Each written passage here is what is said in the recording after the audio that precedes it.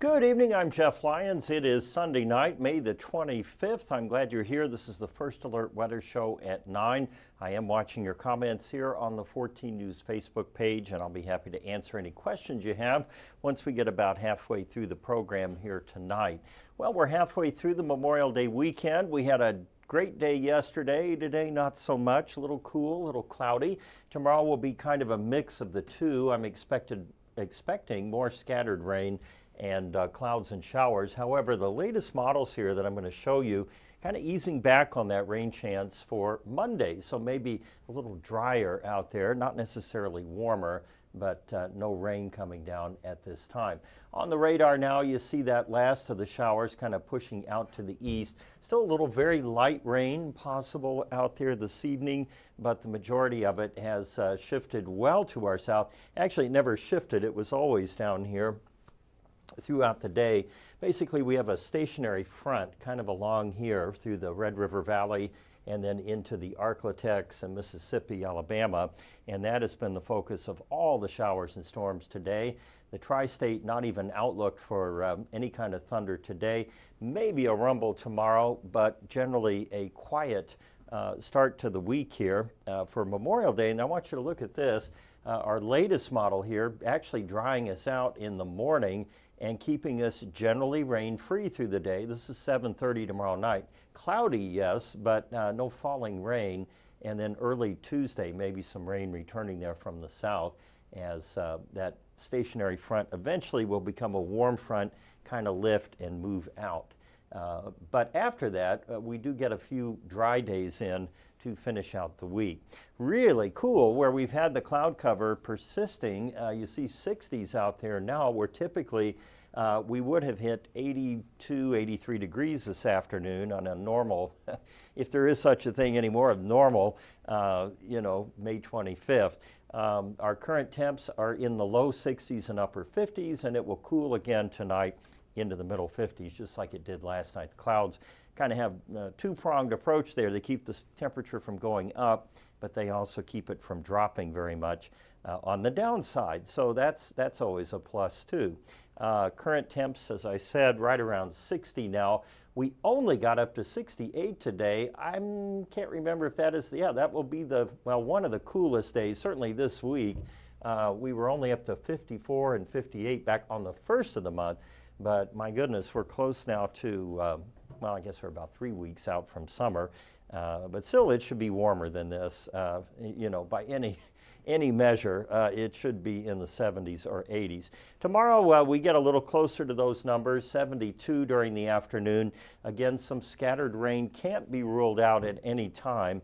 Part of the problem with the weather pattern right now, it's unsettled, yes, but there's really nothing acting on it to take us in an actual direction.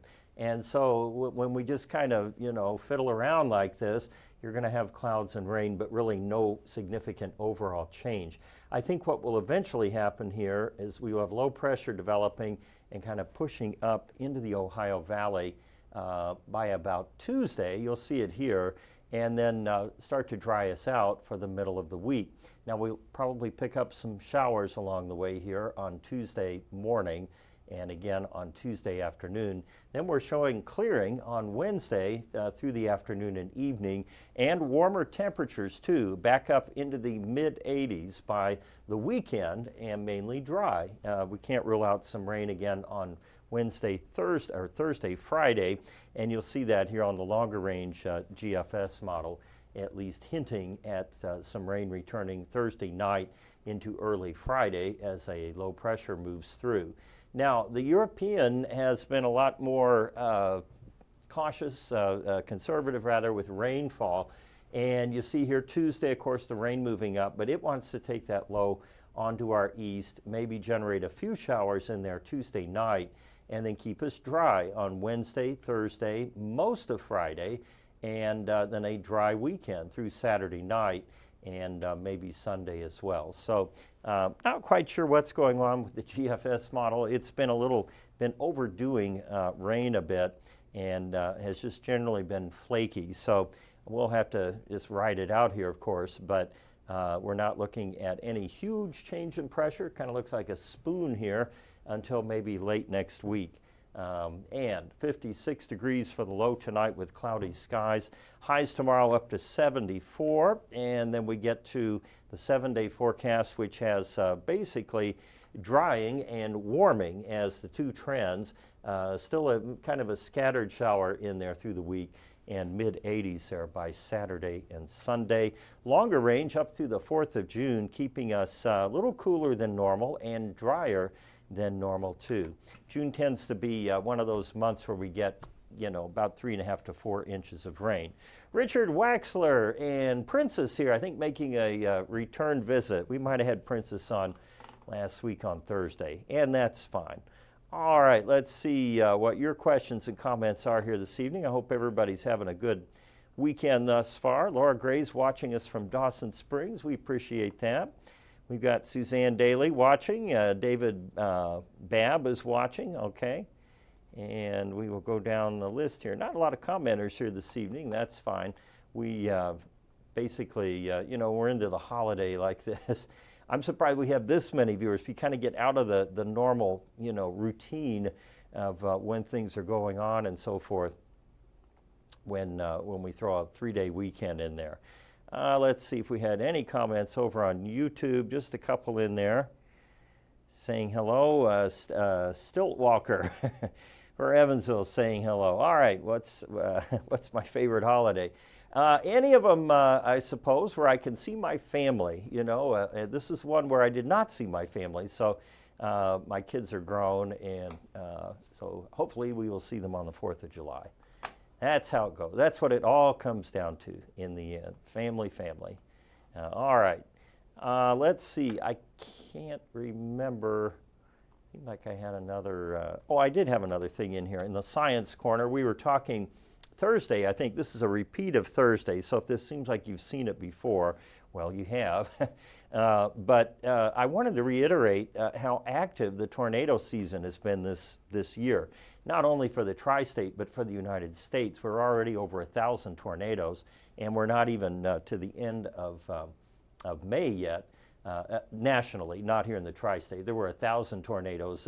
We wouldn't be here just chatting about them. There would be chaos. But across the entire Paducah County warning area, we have now had 54 tornadoes, which is a huge number. And it's third rather, behind last year, 59, and then of course 2011, 79. So we have just kind of gotten into a very active pattern here. Part of it just has to do with wrong place, wrong time. But the entirety of Tornado Alley, what we used to think of as being in the Central Plains, like in Kansas, Missouri, Texas, Oklahoma, has shifted over the past 20, 25 years, and now pretty much covers Arkansas, Illinois, Indiana, Kentucky, Tennessee, Mississippi. So it has shifted to the east, and this is attributable maybe in part to climate change and just pattern change in general. And we are seeing the results of that with more tornadoes and more active years. So always good to have your plan and be prepared when warnings are issued. Standard advice we give all the time here. Hope you guys are having a great night. I will see you over on 14 News at 10, and then I'll be back here tomorrow to kick off the week on Memorial Day. So you have a great night, and thanks for watching.